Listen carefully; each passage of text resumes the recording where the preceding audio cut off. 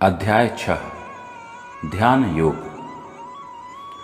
श्री भगवान ने कहा, जो पुरुष अपने कर्म फल के प्रति अनासक्त है और जो अपने कर्तव्य का पालन करता है वही सन्यासी है और असली योगी है। वह नहीं जो न तो अग्नि जलाता है और न कर्म करता है।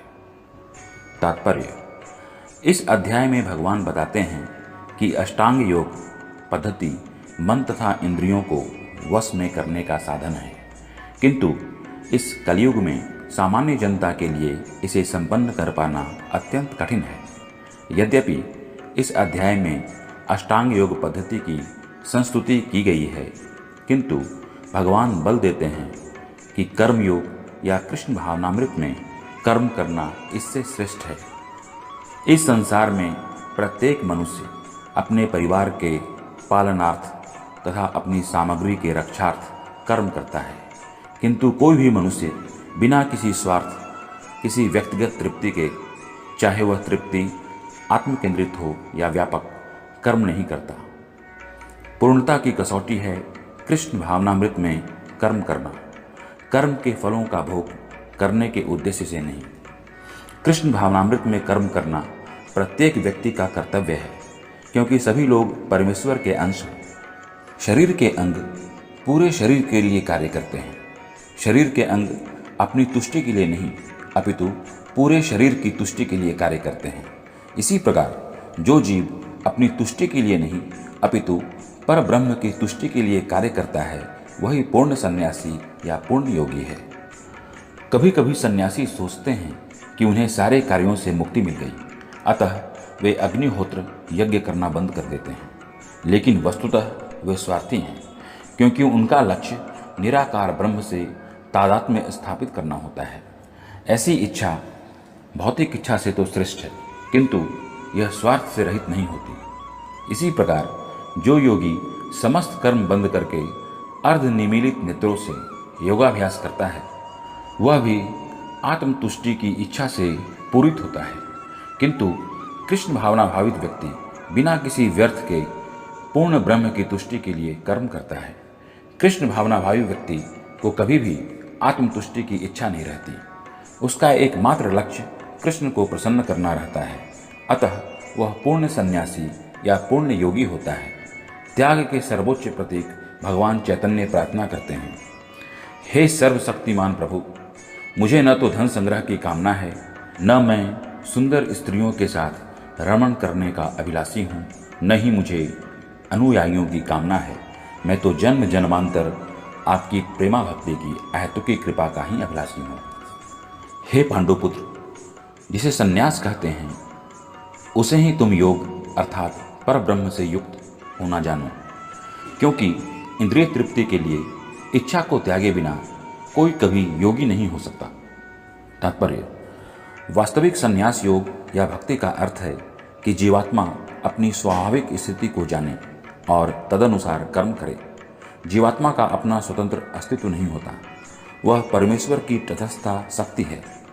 जब वह माया के वशभूत होता है तो वह बद्ध हो जाता है, किंतु जब वह कृष्ण भावना भावित रहता है अर्थात आध्यात्मिक शक्ति में सजग रहता है, तो वह अपनी सहज स्थिति में होता है। इस प्रकार जब मनुष्य पूर्ण ज्ञान में होता है तो वह समस्त इंद्रिय तृप्ति को त्याग देता है, अर्थात समस्त इंद्रिय तृप्ति के कार्यकलापों का परित्याग कर देता है। इसका अभ्यास योगी करते हैं, जो इंद्रियों को भौतिक आसक्ति से रोकते हैं। किंतु कृष्ण भावना भावित व्यक्ति को तो ऐसी किसी भी वस्तु में अपनी इंद्रिय लगाने का अवसर ही नहीं मिलता जो कृष्ण के निमित्त न हो। फलतः कृष्ण भावना भावित व्यक्ति सन्यासी तथा योगी साथ साथ होता है। ज्ञान तथा इंद्रिय निग्रह योग के ये दोनों प्रयोजन कृष्ण भावनामृत द्वारा स्वतः पूरे हो जाते हैं। यदि मनुष्य स्वार्थ का त्याग नहीं कर पाता तो ज्ञान तथा योग व्यर्थ रहते हैं। जीवात्मा का मुख्य ध्येय तो समस्त प्रकार की आत्मतृप्ति को त्याग कर परमेश्वर की तुष्टि के लिए तैयार रहना है। कृष्ण भावना भावित व्यक्ति में किसी प्रकार की आत्मतृप्ति की इच्छा नहीं रहती, वह सदैव परमेश्वर की प्रसन्नता में लगा रहता है। अतः जिसे परमेश्वर के विषय में कुछ भी पता नहीं होता, वही स्वार्थ पूर्ति में लगा रहता है। क्योंकि कोई भी निष्क्रिय नहीं रह सकता। कृष्ण भावनामृत का अभ्यास करने से सारे कार्य सुचारू रूप से संपन्न हो जाते हैं। अष्टांग योग के नव साधक के लिए कर्म साधन कहलाता है और योग सिद्धि पुरुष के लिए समस्त भौतिक कार्यकलापों का परित्याग ही साधन कहा जाता है।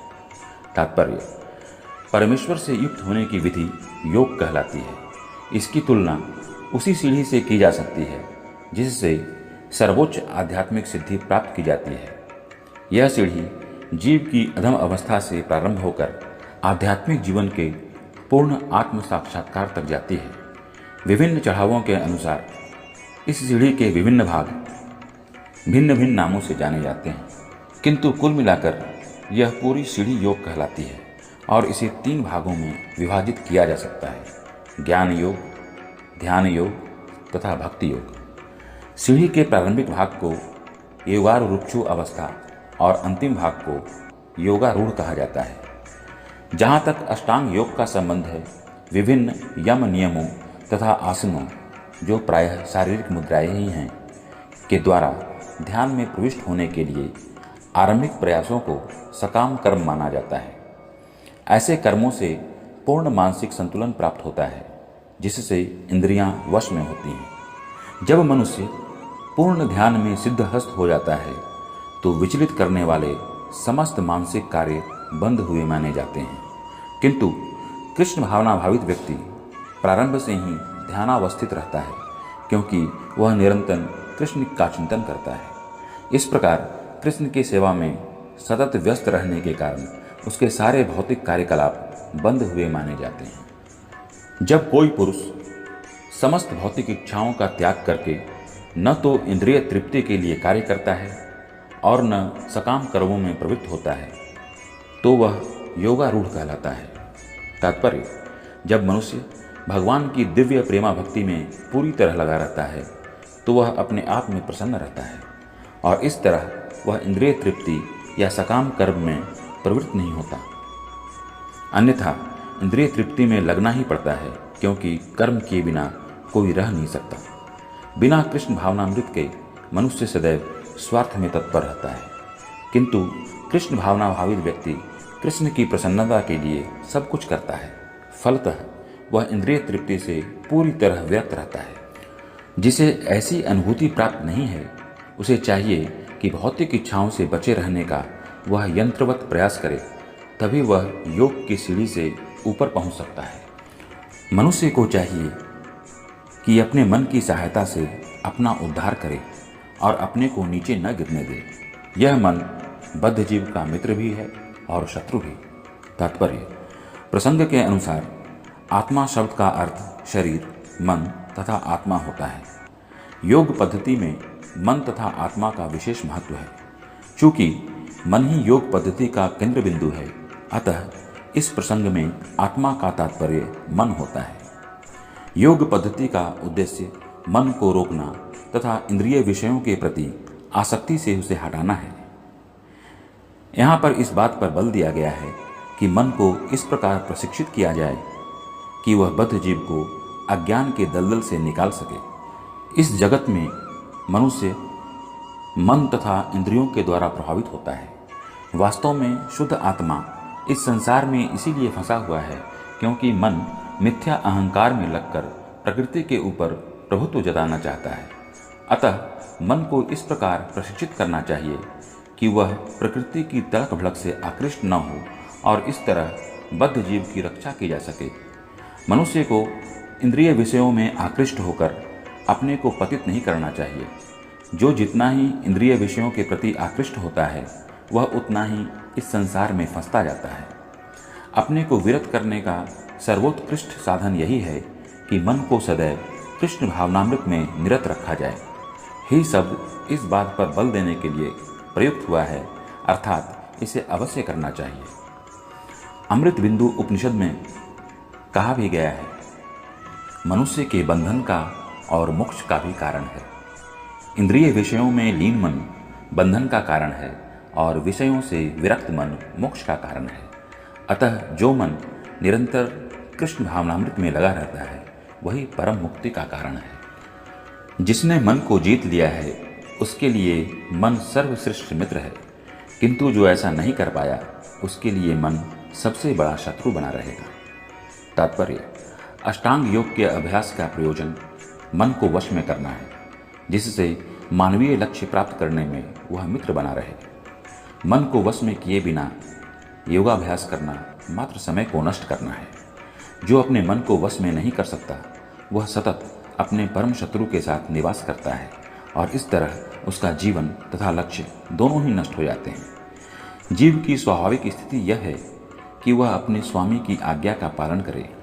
अतः जब तक मन अविजित शत्रु बना रहता है तब तक मनुष्य को काम, क्रोध, लोभ, मोह आदि की आज्ञाओं का पालन करना होता है, किंतु जब मन पर विजय प्राप्त हो जाती है तो मनुष्य इच्छानुसार उस भगवान की आज्ञा का पालन करता है जो सबों के हृदय में परमात्मा स्वरूप स्थित है।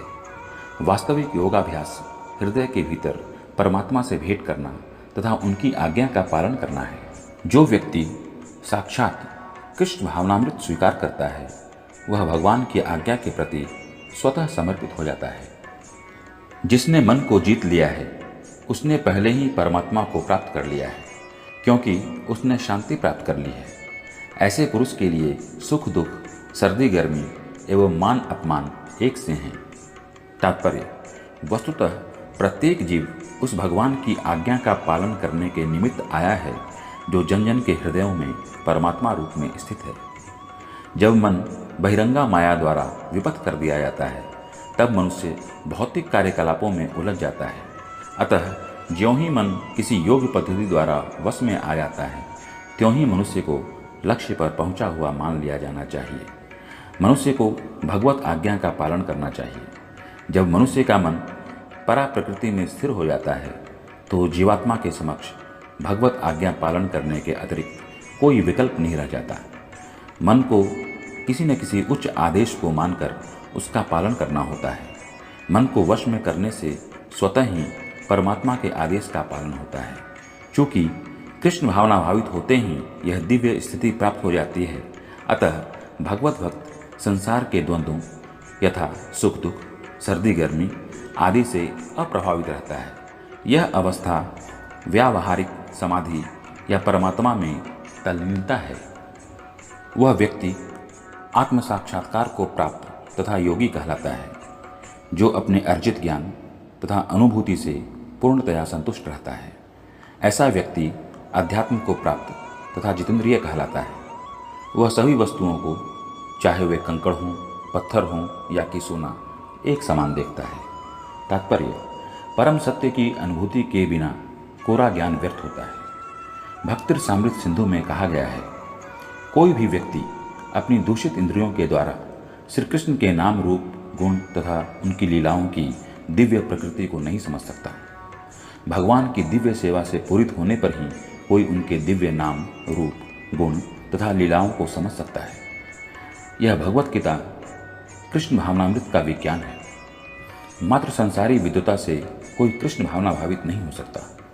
उसे विशुद्ध चेतना वाले व्यक्ति का सानिध्य प्राप्त होने का सौभाग्य मिलना चाहिए। कृष्ण भावना भावित व्यक्ति को भगवत कृपा से ज्ञान की अनुभूति होती है, क्योंकि वह विशुद्ध भक्ति से तुष्ट रहता है। अनुभूत ज्ञान से वह पूर्ण बनता है। आध्यात्मिक ज्ञान से मनुष्य अपने संकल्पों में दृढ़ रह सकता है, किंतु मात्र शैक्षिक ज्ञान से वह बाह्य विरोधाभासों द्वारा मोहित और भ्रमित होता रहता है। केवल अनुभवी आत्मा ही आत्मसंयमी होता है, क्योंकि वह कृष्ण की शरण में जा चुका होता है। वह दिव्य होता है, क्योंकि उसे संसारी विद्वता से कुछ लेना देना नहीं रहता। उसके लिए संसारी विद्वता तथा मनोधर्म, जो अन्यों के लिए स्वर्ण के समान उत्तम होते हैं, कंकड़ों या पत्थरों से अधिक नहीं होते। जब मनुष्य निष्कपट हितैषियों, प्रिय मित्रों, तटस्थों, मध्यस्थों, ईर्ष्यालुओं, शत्रुओं तथा मित्रों, पुण्यात्माओं एवं पापियों को समान भाव से देखता है तो वह और भी उन्नत माना जाता है। योगी को चाहिए कि वह सदैव अपने शरीर, मन तथा आत्मा को परमेश्वर में लगाए, एकांत स्थान में रहे और बड़ी सावधानी के साथ अपने मन को वश में करे। उसे समस्त आकांक्षाओं तथा संग्रह भाव की इच्छाओं से मुक्त होना चाहिए। तात्पर्य: कृष्ण की अनुभूति ब्रह्म, परमात्मा तथा श्री भगवान के विभिन्न रूपों में होती है। संक्षेप में, कृष्ण भावनामृत का अर्थ है भगवान की दिव्य प्रेमा भक्ति में निरंतर प्रवृत्त रहना। किंतु जो लोग निराकार ब्रह्म अथवा अंतर्यामी परमात्मा के प्रति आसक्त होते हैं, वे भी आंशिक रूप से कृष्ण भावना भावित हैं, क्योंकि निराकार ब्रह्म कृष्ण की आध्यात्मिक किरण है और परमात्मा कृष्ण का सर्वव्यापी आंशिक विस्तार होता है। इस प्रकार निर्विशेषवादी तथा ध्यान योगी भी अपरोक्ष रूप से कृष्ण भावना भावित होते हैं। प्रत्यक्ष कृष्ण भावना भावित व्यक्ति सर्वोच्च योगी होता है, क्योंकि ऐसा भक्त जानता है कि ब्रह्म और परमात्मा क्या है। उसका परम सत्य विषय ज्ञान पूर्ण होता है, जबकि निर्विशेषवादी तथा ध्यान योगी अपूर्ण रूप में कृष्ण भावना भावित होते हैं। इतने पर भी इन सबों को अपने अपने कार्यों में निरंतर लगे रहने का आदेश दिया जाता है, जिससे वे देर सवेर परम सिद्धि प्राप्त कर सकें। योगी का पहला कर्तव्य है कि वह कृष्ण पर अपना ध्यान सदैव एकाग्र रखे। उसे सदैव कृष्ण का चिंतन करना चाहिए और एक क्षण के लिए भी उन्हें नहीं भूलना चाहिए। परमेश्वर के मन की एकाग्रता ही समाधि कहलाती है। मन को एकाग्र करने के लिए सदैव एकांतवास करना चाहिए और बाहरी उपद्रवों से बचना चाहिए। योगी को चाहिए कि वह अनुकूल परिस्थितियों को ग्रहण करे और प्रतिकूल परिस्थितियों को त्याग दे, जिससे उसकी अनुभूति पर कोई प्रभाव न पड़े। पूर्ण संकल्प कर लेने पर उसे उन व्यर्थ की वस्तुओं के पीछे नहीं पड़ना चाहिए जो परिग्रह भाव में उसे फंसा ले।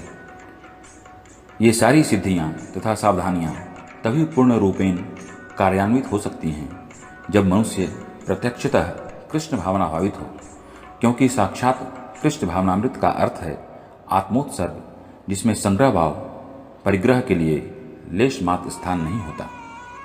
श्रील रूप गोस्वामी कृष्ण भावनामृत का लक्षण इस प्रकार देते हैं: जब मनुष्य किसी वस्तु के प्रति आसक्त न रहते हुए कृष्ण से संबंधित हर वस्तु को स्वीकार कर लेता है, तभी वह परिग्रहत्व से ऊपर स्थित रहता है। दूसरी ओर जो व्यक्ति कृष्ण से संबंधित प्रत्येक वस्तु को बिना जाने त्याग देता है, उसका वैराग्य पूर्ण नहीं होता। कृष्ण भावना भावित व्यक्ति भली भांति जानता रहता है कि प्रत्येक वस्तु श्री कृष्ण की है, फलस्वरूप वह सभी प्रकार के परिग्रह भाव से मुक्त रहता है। इस प्रकार वह अपने लिए किसी वस्तु की लालसा नहीं करता। वह जानता है कि किस प्रकार कृष्ण भावनामृत के अनुरूप वस्तुओं को स्वीकार किया जाता है और कृष्ण भावनामृत के प्रतिकूल वस्तुओं का परित्याग कर दिया जाता है। वह सदैव भौतिक वस्तुओं से दूर रहता है, क्योंकि वह दिव्य होता है और कृष्ण भावनामृत से रहित व्यक्तियों से किसी प्रकार का सरोकार न रखने के कारण सदा अकेला रहता है। अतः कृष्ण भावनामृत में रहने वाला व्यक्ति पूर्ण योगी होता है।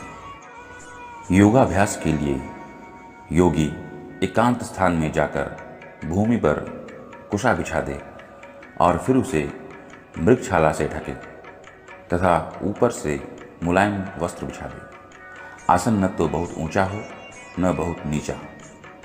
यह पवित्र स्थान में स्थित है। योगी को चाहिए कि इस पर दृढ़तापूर्वक बैठ जाए और मन, इंद्रियों तथा कर्मों को वश में करते हुए तथा मन को एक बिंदु पर स्थिर करके हृदय को शुद्ध करने के लिए योगाभ्यास करें। तात्पर्य: पवित्र स्थान तीर्थ स्थान का सूचक है। भारत में योगी तथा भक्त अपना घर त्याग कर प्रयाग, मथुरा, वृंदावन, ऋषिकेश तथा हरिद्वार जैसे पवित्र स्थानों में वास करते हैं और एकांत स्थान में योगाभ्यास करते हैं, जहाँ यमुना तथा गंगा जैसी नदियाँ प्रवाहित होती हैं। किंतु प्रायः ऐसा करना सबों के लिए, विशेषतया पाश्चात्यों के लिए संभव नहीं है।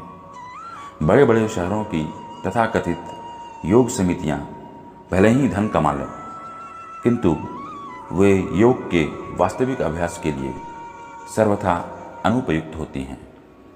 जिसका मन विचलित है और जो आत्मसंयमी नहीं है, वह ध्यान का अभ्यास नहीं कर सकता। अतः बृहन्नारदीय पुराण में कहा गया है कि कलयुग, वर्तमान युग में, जबकि लोग अल्पजीवी, आत्म साक्षात्कार में मंद तथा चिंताओं से व्यग्र रहते हैं। भगवत प्राप्ति का सर्वश्रेष्ठ माध्यम भगवान के पवित्र नाम का कीर्तन है। कलह और दंभ के इस युग में मोक्ष का एकमात्र साधन भगवान के पवित्र नाम का कीर्तन करना है। कोई दूसरा मार्ग नहीं है, कोई दूसरा मार्ग नहीं है, कोई दूसरा मार्ग नहीं है। योगाभ्यास करने वालों को चाहिए कि वह अपने शरीर, गर्दन तथा सिर को सीधा रखे और नाक के अगले सिरे पर दृष्टि लगाए। इस प्रकार वह अविचलित तथा दमित मन से भय रहित विषयी जीवन से पूर्णतया मुक्त होकर अपने हृदय में मेरा चिंतन करे और मुझे ही अपना चरम लक्ष्य बनाए। तात्पर्य: जीवन का उद्देश्य कृष्ण को जानना है, जो प्रत्येक जीव के हृदय में चतुर्भुज परमात्मा रूप में स्थित हैं। योगाभ्यास का प्रयोजन विष्णु के इसी अंतर्यामी रूप की खोज करने तथा देखने के अतिरिक्त और कुछ नहीं है। अंतर्यामी विष्णु मूर्ति प्रत्येक व्यक्ति के हृदय में निवास करने वाले कृष्ण का स्वांश रूप है। जो इस विष्णु मूर्ति की अनुभूति करने के अतिरिक्त किसी अन्य कपट योग में लगा रहता है, वह निसंदेह अपने समय का अपव्यय करता है। कृष्ण ही जीवन के परम लक्ष्य हैं और प्रत्येक हृदय में स्थित विष्णु मूर्ति ही योगाभ्यास का लक्ष्य है। हृदय के भीतर इस विष्णु मूर्ति की अनुभूति प्राप्त करने के लिए ब्रह्मचर्य व्रत अनिवार्य है। अतः मनुष्य को चाहिए कि घर छोड़ दे और किसी एकांत स्थान में बताई गई विधि से आसीन होकर रहे। नित्य प्रति घर में या अन्यत्र मैथुन भोग करते हुए और तथाकथित योग की कक्षा में जाने मात्र से कोई योगी नहीं हो जाता। उसे मन को संयमित करने का अभ्यास करना होता है और सभी प्रकार की इंद्रिय तृप्ति से, जिसमें मैथुन जीवन मुख्य है, बचना होता है। महान ऋषि याज्ञवल्क्य ने ब्रह्मचर्य के नियमों में बताया है, सभी कालों में, सभी अवस्थाओं में तथा सभी स्थानों में मनसा वाचा कर्मणा मैथुन भोग से पूर्णतया दूर रहने में सहायता करना ही ब्रह्मचर्य व्रत का लक्ष्य है। मैथुन में प्रवृत्त रहकर योगाभ्यास नहीं किया जा सकता। इसीलिए बचपन से जब मैथुन का कोई ज्ञान भी नहीं होता, ब्रह्मचर्य की शिक्षा दी जाती है। 5 वर्ष की आयु में बच्चों को गुरुकुल भेजा जाता है, जहाँ गुरु उन्हें ब्रह्मचारी बनने के दृढ़ नियमों की शिक्षा देता है। ऐसे अभ्यास के बिना किसी भी योग में उन्नति नहीं की जा सकती, चाहे वह ध्यान हो या कि ज्ञान या भक्ति। किंतु जो व्यक्ति विवाहित जीवन के विधि विधानों का पालन करता है और अपनी ही पत्नी से मैथुन संबंध रखता है, वह भी ब्रह्मचारी कहलाता है। ऐसे संयमशील गृहस्थ ब्रह्मचारी को भक्ति संप्रदाय में स्वीकार किया जा सकता है, किंतु ज्ञान तथा ध्यान संप्रदाय वाले ऐसे गृहस्थ ब्रह्मचारी को भी प्रवेश नहीं देते। उनके लिए पूर्ण ब्रह्मचर्य अनिवार्य है। भक्ति संप्रदाय में गृहस्थ ब्रह्मचारी को संयमित मैथुन की अनुमति रहती है, क्योंकि भक्ति संप्रदाय इतना शक्तिशाली है कि भगवान की सेवा में लगे रहने से वह स्वतः ही मैथुन का आकर्षण त्याग देता है।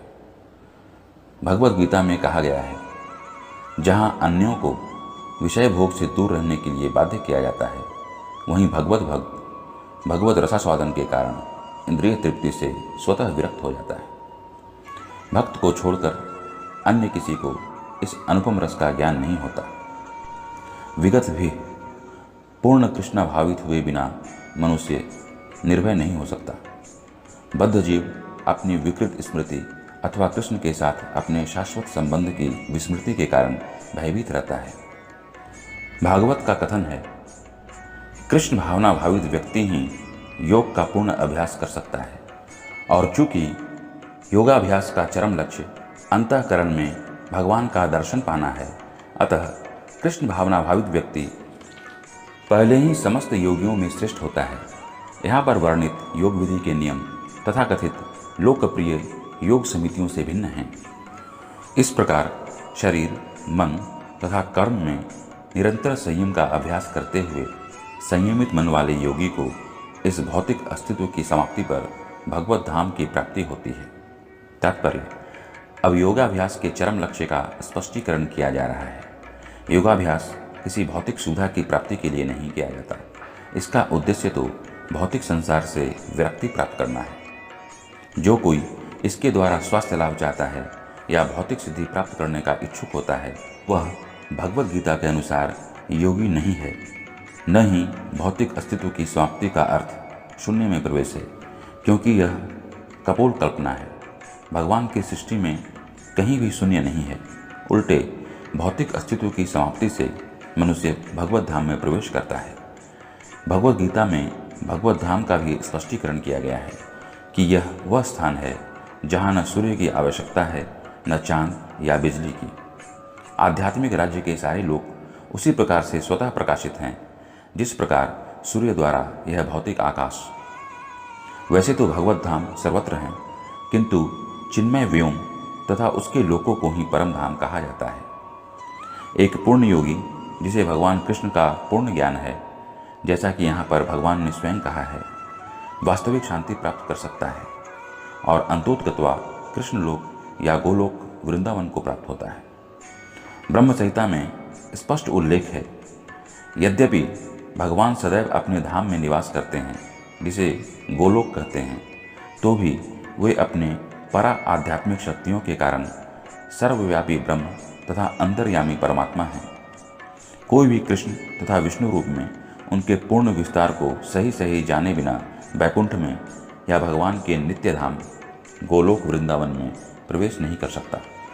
अतः कृष्ण भावना भावित व्यक्ति ही पूर्ण योगी है, क्योंकि उसका मन सदैव कृष्ण के कार्यकलापों में तल्लीन रहता है। वेदों में भी हम पाते हैं, केवल भगवान कृष्ण को जानने पर जन्म तथा मृत्यु के पथ को जीता जा सकता है। दूसरे शब्दों में योग की पूर्णता संसार से मुक्ति प्राप्त करने में है, इंद्रजाल अथवा व्यायाम के कर्तव्यों द्वारा अबोध जनता को मूर्ख बनाने में नहीं। हे अर्जुन, जो अधिक खाता है या बहुत कम खाता है, जो अधिक सोता है अथवा जो पर्याप्त नहीं सोता, उसकी योगी बनने की कोई संभावना नहीं है। तात्पर्य, यहाँ पर योगियों के लिए भोजन तथा नींद के नियमन की संस्तुति की गई है। अधिक भोजन का अर्थ है शरीर तथा आत्मा को बनाए रखने के लिए आवश्यकता से अधिक भोजन करना। मनुष्यों को मांसाहार करने की आवश्यकता नहीं है, क्योंकि प्रचुर मात्रा में अन्न, शाक, फल तथा दूध उपलब्ध हैं। ऐसे सादे भोज्य पदार्थ भगवद गीता के अनुसार सतोगुणी माने जाते हैं। मांसाहार तो तमोगुणियों के लिए है। अतः जो लोग मांसाहार करते हैं, मद्यपान करते हैं, धूम्रपान करते हैं और कृष्ण को भोग लगाए बिना भोजन करते हैं, वे पाप कर्मों का भोग करेंगे, क्योंकि वे केवल दूषित वस्तुएं खाते हैं। जो व्यक्ति इंद्रिय सुख के लिए खाता है या अपने लिए भोजन बनाता है किंतु कृष्ण को भोजन अर्पित नहीं करता, वह केवल पाप खाता है। जो पाप खाता है और नियत मात्रा से अधिक भोजन करता है, वह पूर्ण योग का पालन नहीं कर सकता। सबसे उत्तम यही है कि कृष्ण को अर्पित भोजन के उच्छिष्ट भाग को ही खाया जाए। कृष्ण भावना भावित व्यक्ति कभी भी ऐसा भोजन नहीं करता जो इससे पूर्व कृष्ण को अर्पित न किया गया हो। अतः केवल कृष्ण भावना भावित व्यक्ति ही योगाभ्यास में पूर्णता प्राप्त कर सकता है। न ही ऐसा व्यक्ति कभी योग का अभ्यास कर सकता है जो कृत्रिम उपवास की अपनी विधियां निकालकर भोजन नहीं करता है। कृष्ण भावना भावित व्यक्ति शास्त्रों द्वारा अनुमोदित उपवास करता है। न तो वह आवश्यकता से अधिक उपवास रखता है, न ही अधिक खाता है। इस प्रकार वह योगाभ्यास करने के लिए पूर्णतया योग्य है। जो आवश्यकता से अधिक खाता है, वह सोते समय अनेक सपने देखेगा, अतः आवश्यकता से अधिक सोएगा। मनुष्य को प्रतिदिन 6 घंटे से अधिक नहीं सोना चाहिए। जो व्यक्ति 24 घंटों में से 6 घंटों से अधिक सोता है, वह अवश्य ही तमोगुणी है। तमोगुणी व्यक्ति आलसी होता है और अधिक सोता है। ऐसा व्यक्ति योग नहीं साध सकता। जो खाने, सोने, आमोद प्रमोद तथा काम करने की आदतों में नियमित रहता है, वह योगाभ्यास द्वारा समस्त भौतिक क्लेशों को नष्ट कर सकता है। तात्पर्य, खाने, सोने, रक्षा करने तथा मैथुन करने में जो शरीर की आवश्यकताएं हैं, अति करने से योगाभ्यास की प्रगति रुक जाती है। जहाँ तक खाने का प्रश्न है, इसे तो प्रसादम या पवित्रीकृत भोजन के रूप में नियमित बनाया जा सकता है। भगवद गीता के अनुसार भगवान कृष्ण को शाक, फूल, फल, अन्न, दूध आदि भेंट किए जाते हैं। इस प्रकार एक कृष्ण भावना भावित व्यक्ति को ऐसा भोजन न करने का स्वतः प्रशिक्षण प्राप्त रहता है जो मनुष्य के खाने योग्य नहीं होता या कि सतोगुणी नहीं होता। जहाँ तक सोने का प्रश्न है, कृष्ण भावना भावित व्यक्ति कृष्ण भावनामृत में कर्म करने में निरंतर सतर्क रहता है, अतः निद्रा में वह व्यर्थ समय नहीं गंवाता। कृष्ण भावना भावित व्यक्ति अपना 1 मिनट का समय भी भगवान की सेवा के बिना नहीं बिताना चाहता, अतः वह कम से कम सोता है। इसके आदर्श श्रील रूप गोस्वामी हैं, जो कृष्ण की सेवा में निरंतर लगे रहते थे और दिन भर में 2 घंटे से अधिक नहीं सोते थे और कभी कभी तो उतना भी नहीं सोते थे। ठाकुर हरदास तो अपनी माला में 3 लाख नामों का जप किए बिना न तो प्रसाद ग्रहण करते थे और न सोते ही थे। जहाँ तक कार्य का प्रश्न है, कृष्ण भावना भावित व्यक्ति ऐसा कोई भी कार्य नहीं करता जो कृष्ण से संबंधित न हो। इस प्रकार उसका कार्य सदैव नियमित रहता है और इंद्रिय तृप्ति से अदूषित। चूँकि कृष्ण भावना भावित व्यक्ति के लिए इंद्रिय तृप्ति का प्रश्न ही नहीं उठता, अतः उसे तनिक भी भौतिक अवकाश नहीं मिलता। चूँकि वह अपने कार्य, वचन, निद्रा, जागृति तथा अन्य सारे शारीरिक कार्यों में नियमित रहता है, अतः उसे कोई भौतिक दुख नहीं सताता। जब योगी योगाभ्यास द्वारा अपने मानसिक कार्यकलापों को वश में कर लेता है और आध्यात्म में स्थित हो जाता है, अर्थात समस्त भौतिक इच्छाओं से रहित हो जाता है, तब वह योग में सुस्थिर कहा जाता है। तात्पर्य: साधारण मनुष्य की तुलना में योगी के कार्यों में यह विशेषता होती है कि वह समस्त भौतिक इच्छाओं से मुक्त रहता है, जिनमें मैथुन प्रमुख है। एक पूर्ण योगी अपने मानसिक कार्यों में इतना अनुशासित होता है कि उसे कोई भी भौतिक इच्छा विचलित नहीं कर सकती। यह सिद्ध अवस्था कृष्ण भावना भावित व्यक्तियों द्वारा स्वतः प्राप्त हो जाती है। जैसा कि श्रीमद् भागवत में कहा गया है, राजा अम्बरीश ने सर्वप्रथम अपने मन को भगवान के चरण कमलों में स्थिर कर दिया, फिर क्रमशः अपनी वाणी को कृष्ण के गुणानुवाद में लगाया, हाथों को भगवान के मंदिर को स्वच्छ करने, कानों को भगवान के कार्यकलापों को सुनने, आँखों को भगवान के दिव्य रूप का दर्शन करने, शरीर को अन्य भक्तों के शरीरों का स्पर्श करने, घ्राणेन्द्रिय को भगवान पर चढ़ाए गए कमल पुष्प की सुगंध सूंघने, जीभ को भगवान के चरण कमलों पर चढ़ाए गए तुलसी पत्रों का स्वाद लेने, पाँवों को तीर्थ यात्रा करने तथा भगवान के मंदिर तक जाने, सिर को भगवान को प्रणाम करने तथा अपनी इच्छाओं को भगवान की इच्छा पूरी करने में लगा दिया। ये सारे दिव्य कार्य शुद्ध भक्त के सर्वथा अनुरूप हैं। निर्विशेषवादियों के लिए यह दिव्य व्यवस्था अनिर्वचनीय हो सकती है, किंतु कृष्ण भावना भावित व्यक्ति के लिए यह अत्यंत सुगम एवं व्यावहारिक है।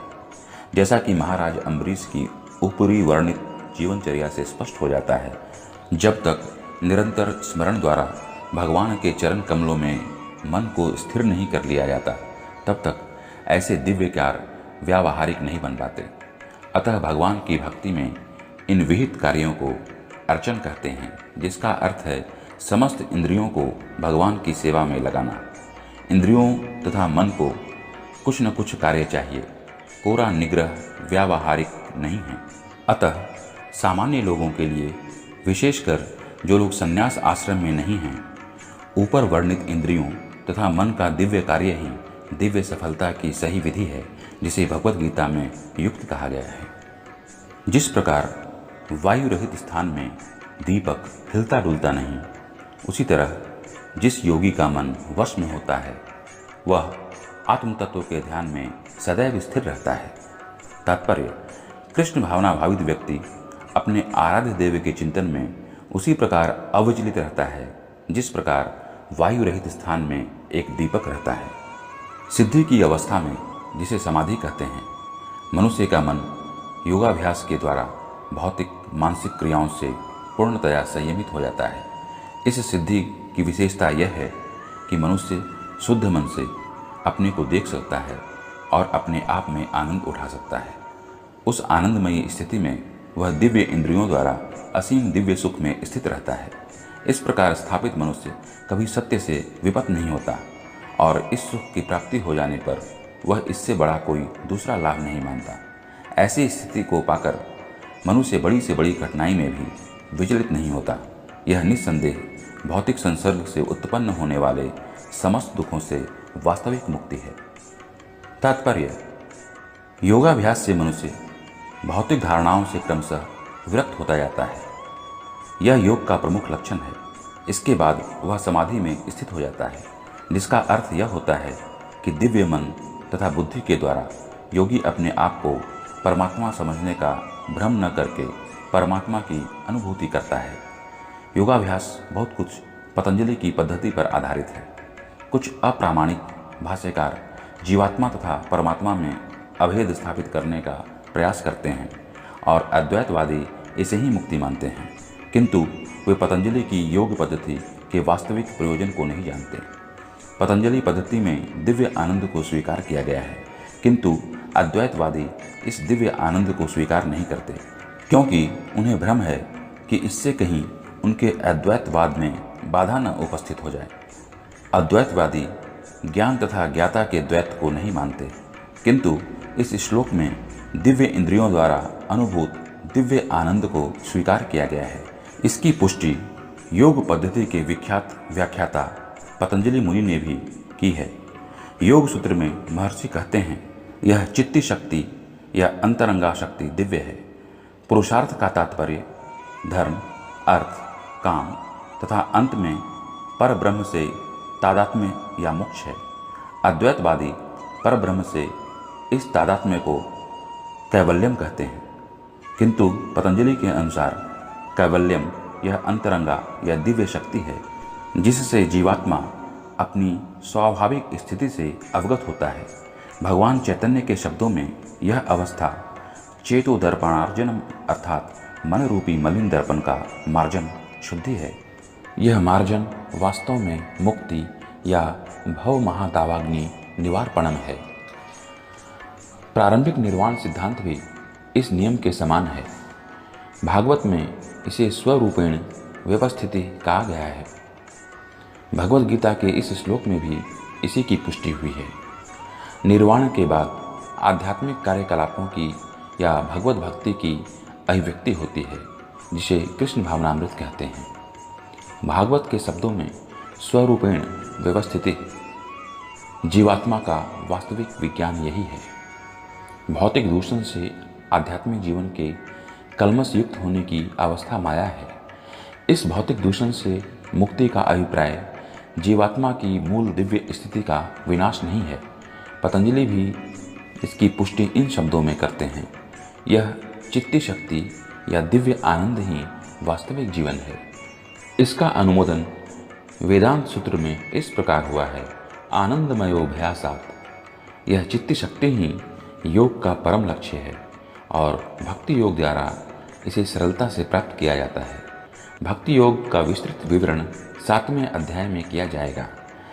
इस अध्याय में वर्णित योग पद्धति के अनुसार समाधियाँ 2 प्रकार की होती हैं, संप्रज्ञात तथा असंप्रज्ञात समाधियाँ। जब मनुष्य विभिन्न दार्शनिक शोधों के द्वारा दिव्य स्थिति को प्राप्त होता है तो यह कहा जाता है कि उसे संप्रज्ञात समाधि प्राप्त हुई है।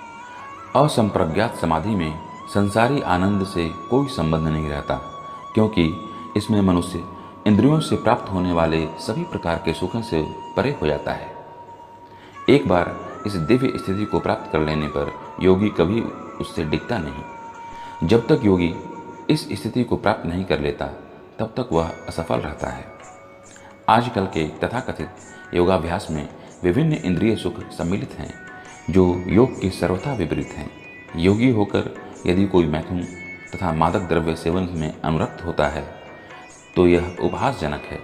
यहाँ तक कि जो योगी योग की सिद्धियों के प्रति आकृष्ट रहते हैं वे भी योग में आरूढ़ नहीं कहे जा सकते।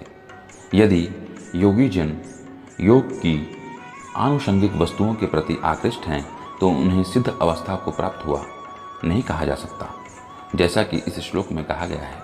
अतः जो व्यक्ति आसनों के प्रदर्शन या सिद्धियों के चक्कर में रहते हैं उन्हें यह समझ लेना चाहिए कि इस प्रकार से योग का मुख्य उद्देश्य ही समाप्त हो जाता है। इस युग में योग की सर्वोत्तम पद्धति कृष्ण भावनामृत है, जो निराशा उत्पन्न करने वाली नहीं है। एक कृष्ण भावना भाविक व्यक्ति अपने धर्म में इतना सुखी रहता है कि उसे किसी अन्य सुख की आकांक्षा नहीं रह जाती। इस दंभ प्रधान युग में हठ योग, ध्यान योग तथा ज्ञान योग का अभ्यास करते हुए अनेक अवरोध आ सकते हैं, किंतु कर्म योग या भक्ति योग के पालन में ऐसी समस्या सामने नहीं आती। जब तक यह शरीर रहता है तब तक शरीर की आवश्यकताओं, आहार, निद्रा, भय तथा मैथुन को पूरा करना होता है, किंतु जो व्यक्ति शुद्ध भक्ति योग में अथवा कृष्ण भावनामृत में स्थित होता है वह शरीर की आवश्यकताओं की पूर्ति करते समय इंद्रियों को उत्तेजित नहीं करता, प्रत्युत वह घाटे के सौदे का सर्वोत्तम उपयोग करके जीवन की न्यूनतम आवश्यकताओं को स्वीकार करता है और कृष्ण भावनामृत में दिव्य सुख भोगता है।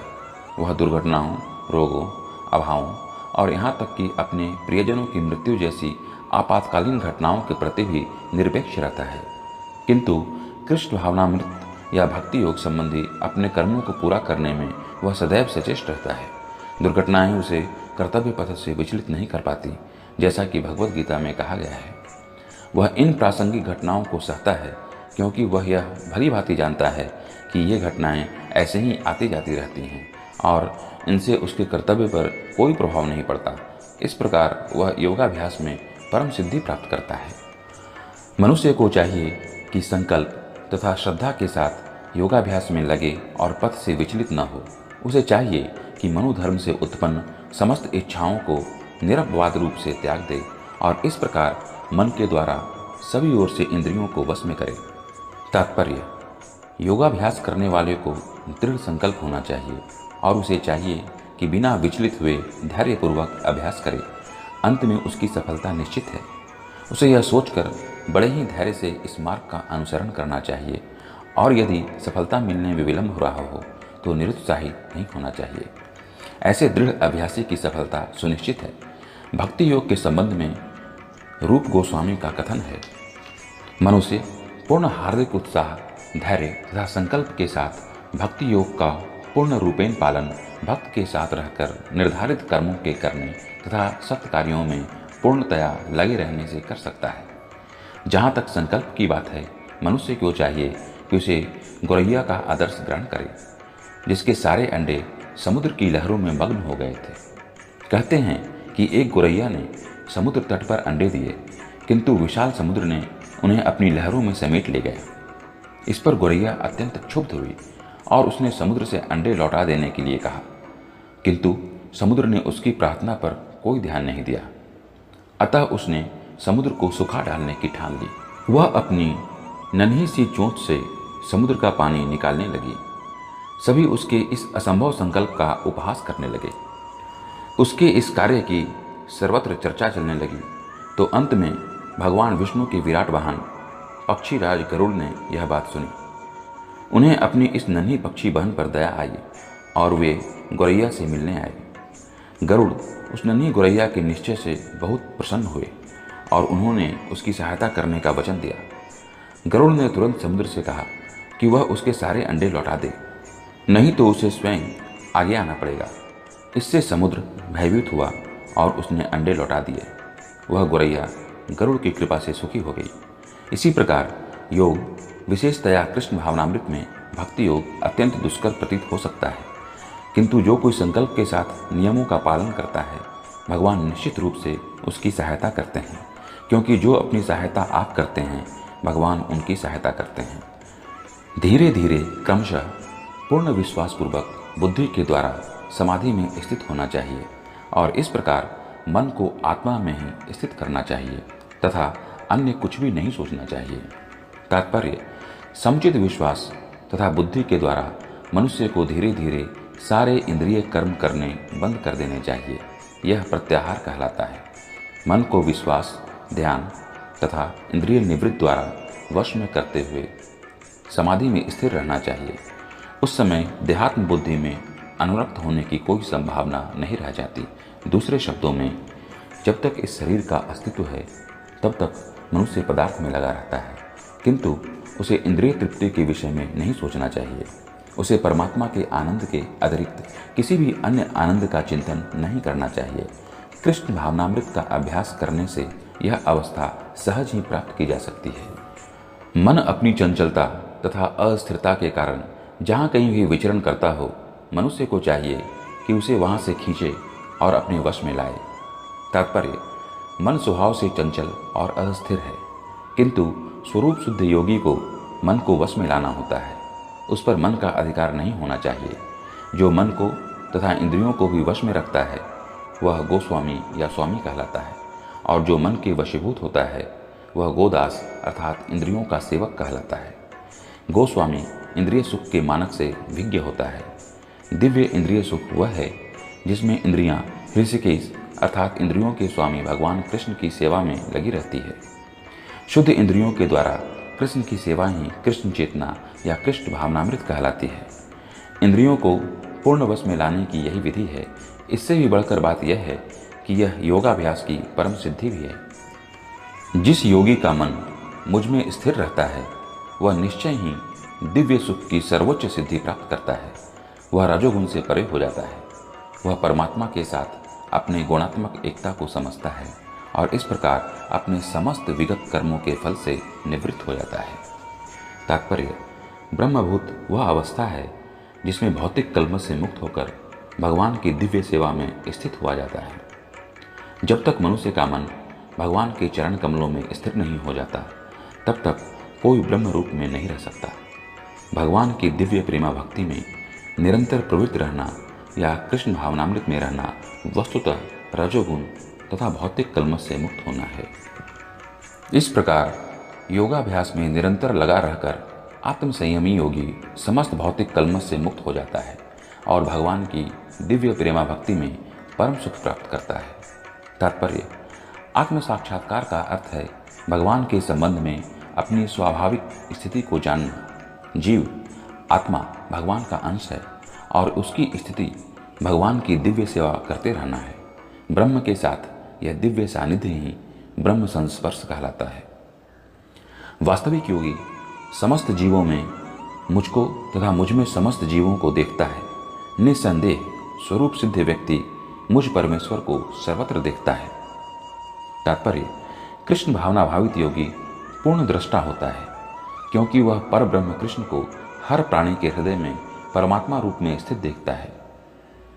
अपने परमात्मा रूप में भगवान एक कुत्ते तथा एक ब्राह्मण दोनों के हृदय में स्थित होते हैं। पूर्ण योगी जानता है कि भगवान नित्य रूप में दिव्य हैं और कुत्ते या ब्राह्मण में स्थित होने से भी भौतिक रूप से प्रभावित नहीं होते। यही भगवान की परम निरपेक्षता है। यद्यपि जीवात्मा भी एक एक हृदय में विद्यमान है किंतु वह एक साथ समस्त हृदयों में सर्वव्यापी नहीं है। आत्मा तथा परमात्मा का यही अंतर है।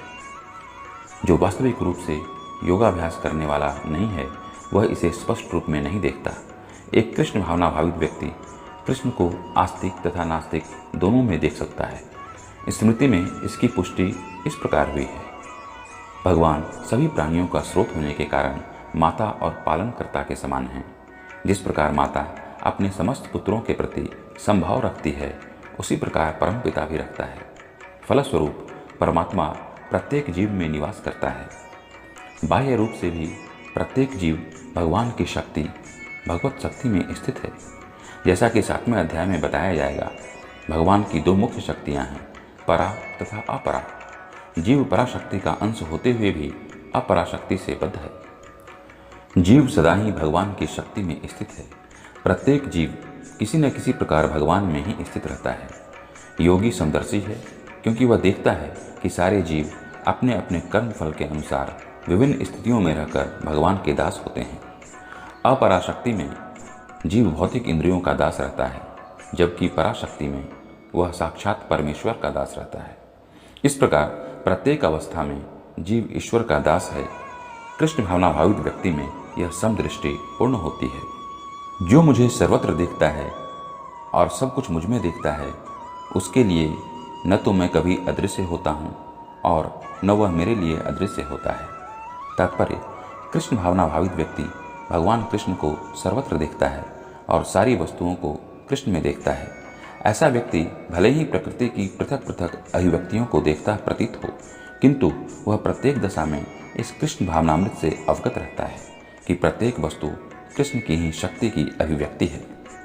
कृष्ण भावनामृत का मूल सिद्धांत ही यह है कि कृष्ण के बिना कोई अस्तित्व नहीं है और कृष्ण ही सर्वेश्वर है। कृष्ण भावनामृत कृष्ण प्रेम का विकास है, ऐसी स्थिति जो भौतिक मोक्ष से भी परे है। आत्म साक्षात्कार के ऊपर कृष्ण भावनामृत की इस अवस्था में भक्त कृष्ण से इस अर्थ में एक रूप हो जाता है कि उसके लिए कृष्ण ही सब कुछ हो जाते हैं और भक्त प्रेममय कृष्ण से पूरित हो उठता है। तब भगवान तथा भक्त के बीच अंतरंग संबंध स्थापित हो जाता है। उस अवस्था में जीव को विनष्ट नहीं किया जा सकता और न भगवान भक्त की दृष्टि से ओझल होते हैं। कृष्ण में तादात्म्य होना आध्यात्मिक लय आत्मविश्वास है। भक्त कभी भी ऐसी विपदा नहीं उठाता। ब्रह्म संहिता में कहा गया है, मैं आदि भगवान गोविंद की पूजा करता हूँ, जिनका दर्शन भक्तगण प्रेमी रूपी अंजन लगे नेत्रों से करते हैं। वे भक्त के हृदय में स्थित श्याम सुंदर रूप में देखे जाते हैं। इस अवस्था में न तो भगवान कृष्ण अपने भक्त की दृष्टि से ओझल होते हैं और न भक्त ही उनकी दृष्टि से ओझल हो पाते हैं। यही बात योगी के लिए भी सत्य है, क्योंकि वह अपने हृदय के भीतर परमात्मा रूप में भगवान का दर्शन करता रहता है। ऐसा योगी शुद्ध भक्त बन जाता है और अपने अंदर भगवान को देखे बिना एक क्षण भी नहीं रह सकता। जो योगी मुझे तथा परमात्मा को अभिन्न जानते हुए परमात्मा की भक्तिपूर्वक सेवा करता है, वह हर प्रकार से मुझ में सदैव स्थित रहता है। तात्पर्य, जो योगी परमात्मा का ध्यान करता है वह अपने अंतःकरण में चतुर्भुज विष्णु का दर्शन कृष्ण के पूर्ण रूप में शंख, चक्र, गदा तथा कमल पुष्प धारण किए करता है। योगी को यह जानना चाहिए कि विष्णु कृष्ण से भिन्न नहीं है। परमात्मा रूप में कृष्ण जन जन के हृदय में स्थित हैं। यही नहीं, असंख्य जीवों के हृदयों में स्थित असंख्य परमात्माओं में कोई अंतर नहीं है। न ही कृष्ण की दिव्य प्रेमा भक्ति में निरंतर व्यस्त व्यक्ति तथा परमात्मा के ध्यान में निरत एक पूर्ण योगी के बीच कोई अंतर है। कृष्ण भावनामृत में योगी सदैव कृष्ण में ही स्थित रहता है, भले ही भौतिक जगत में वह विभिन्न कार्यों में व्यस्त क्यों न हो। इसकी पुष्टि श्रील रूप गोस्वामी कृत भक्तिरसामृत सिंधु में हुई है। कृष्ण भावनामृत में रत रहने वाला भगवत भक्त स्वतः मुक्त हो जाता है। नारद पंचरात में इसकी पुष्टि इस प्रकार हुई है। देश काल से अतीत तथा सर्वव्यापी श्री कृष्ण के दिव्य रूप में ध्यान एकाग्र करने से मनुष्य कृष्ण के चिंतन में तन्मय हो जाता है। नारद पंचरात्र में इसकी पुष्टि इस प्रकार हुई है। देश काल से अतीत तथा सर्वव्यापी श्री कृष्ण के दिव्य रूप में ध्यान एकाग्र करने से मनुष्य कृष्ण के चिंतन में तन्मय हो जाता है और तब उनके दिव्य सानिध्य की सुखी अवस्था को प्राप्त होता है। योगाभ्यास में समाधि की सर्वोच्च अवस्था कृष्ण भावनामृत है। केवल इस ज्ञान से कि प्रत्येक जन के हृदय में परमात्मा रूप में उपस्थित है, योगी निर्दोष हो जाता है। वेदों से भगवान की इस अचिंत्य शक्ति की पुष्टि इस प्रकार होती है। यद्यपि भगवान एक हैं, किंतु वह जितने सारे हृदय हैं उनमें उपस्थित रहता है। इसी प्रकार स्मृति शास्त्र का कथन है, विष्णु एक हैं फिर भी वे सर्वव्यापी हैं। एक रूप होते हुए भी वे अपने अचिंत्य शक्ति से सर्वत्र उपस्थित रहते हैं। जिस प्रकार सूर्य एक ही समय में अनेक स्थानों में दिखता है। हे अर्जुन, वह पूर्ण योगी है जो अपनी तुलना से समस्त प्राणियों की उनके सुखों तथा दुखों में वास्तविक समानता का दर्शन कराता है। तात्पर्य, कृष्ण भावना भावित व्यक्ति पूर्ण योगी होता है। वह अपने व्यक्तिगत अनुभव से प्रत्येक प्राणी के सुख तथा दुख से अवगत होता है। जीव के दुख का कारण ईश्वर से अपने संबंध का विस्मरण होना है। सुख का कारण कृष्ण को मनुष्यों के समस्त कार्यों का परम भोक्ता, समस्त भूमि तथा लोकों का स्वामी एवं समस्त जीवों का परम हितैषी मित्र समझना है। पूर्ण योगी यह जानता है कि भौतिक प्रकृति के गुणों से प्रभावित बद्ध जीव कृष्ण से अपने संबंध को भूल जाने के कारण 3 प्रकार के भौतिक तापों, दुखों को भोगता है। और चूंकि कृष्ण भावना भावित व्यक्ति सुखी होता है, इसीलिए वह कृष्ण ज्ञान को सर्वत्र वितरित कर देना चाहता है। क्योंकि पूर्ण योगी कृष्ण भावना भावित बनने के महत्व को घोषित करता चलता है, अतः वह विश्व का सर्वश्रेष्ठ उपकारी एवं भगवान का प्रियतम सेवक है। दूसरे शब्दों में, भगवत भक्त सदैव जीवों के कल्याण को देखता है और इस तरह वह प्रत्येक प्राणी का सखा होता है। वह सर्वश्रेष्ठ योगी है, क्योंकि वह स्वांतः सुखाय सिद्धि नहीं चाहता, अपितु अन्यों के लिए भी चाहता है। वह अपने मित्र जीवों से द्वेष नहीं करता। यही है वह अंतर जो एक भगवत भक्त तथा आत्मोन्नति में ही रुचि रखने वाले योगी में होता है। जो योगी पूर्ण रूप से ध्यान करने के लिए एकांत स्थान में चला जाता है, वह उतना पूर्ण नहीं होता जितना कि वह भक्त जो प्रत्येक व्यक्ति को कृष्ण भावना भावित बनाने का प्रयास करता रहता है। अर्जुन ने कहा, हे मधुसूदन, आपने जिस योग पद्धति का संक्षेप में वर्णन किया है वह मेरे लिए अव्यावहारिक तथा असहनीय है, क्योंकि मन चंचल तथा अस्थिर है। तात्पर्य: भगवान कृष्ण ने अर्जुन के लिए शुचौ देशे से लेकर योगी परमो मतः तक जिस योग पद्धति का वर्णन किया है उसे अर्जुन अपनी असमर्थता के कारण अस्वीकार कर रहा है। इस कलयुग में सामान्य व्यक्ति के लिए यह संभव नहीं है कि वह अपना घर छोड़कर किसी पर्वत या जंगल में एकांत स्थान में जाकर योगाभ्यास करे। आधुनिक युग की विशेषता है अल्पकालिक जीवन के लिए घोर संघर्ष। लोग सरल व्यावहारिक साधनों से भी आत्म साक्षात्कार के लिए उत्सुक या गंभीर नहीं हैं, तो फिर इस कठिन योग पद्धति के विषय में क्या कहा जा सकता है, जो जीवन शैली, आसन विधि, स्थान के चयन तथा भौतिक व्यस्तताओं से विरक्ति का नियमन करती है। व्यावहारिक व्यक्ति के रूप में अर्जुन ने सोचा कि इस योग पद्धति का पालन असंभव है। भले ही वह कई बातों में इस पद्धति पर खरा उतरता था। वह राजवंशी था और उसमें अनेक सद्गुण थे। वह महान योद्धा था, वह दीर्घायु था और सबसे बड़ी बात तो यह है कि वह भगवान श्री कृष्ण का घनिष्ठ मित्र था।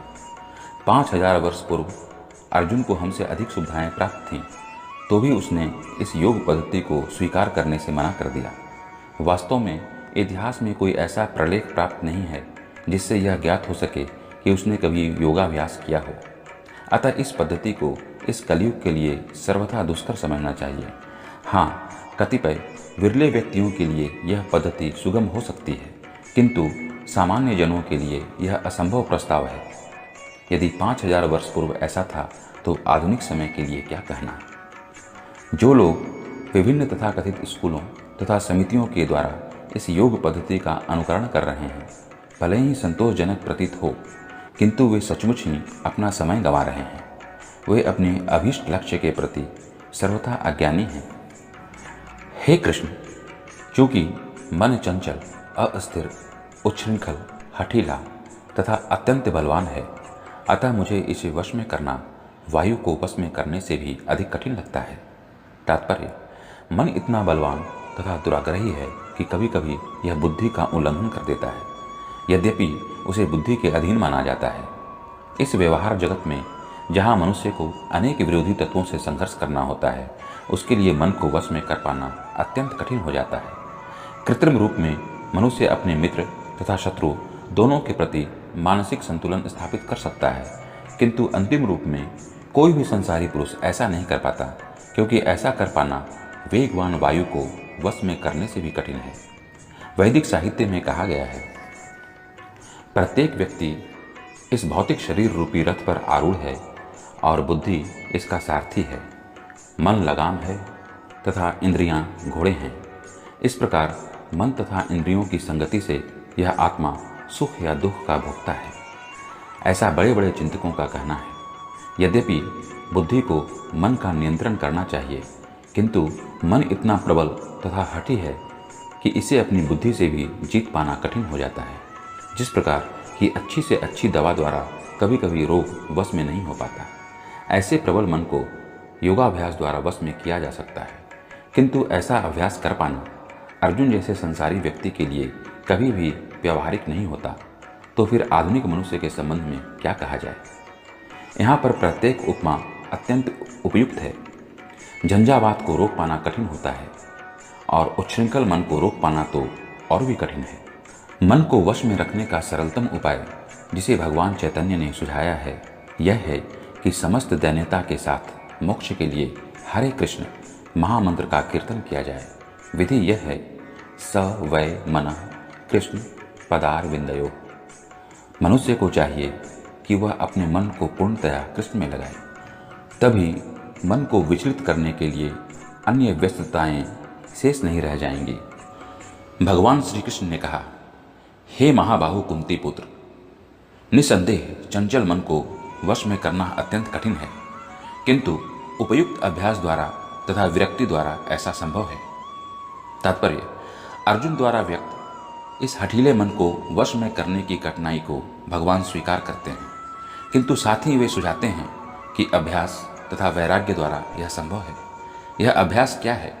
वर्तमान युग में तीर्थवास, परमात्मा का ध्यान, मन तथा इंद्रियों का निग्रह, ब्रह्मचर्य पालन, एकांतवास आदि कठोर विधि विधानों का पालन कर पाना संभव नहीं है, किंतु कृष्ण भावनामृत के अभ्यास से मनुष्य भगवान की नवधा भक्ति का आचरण करता है।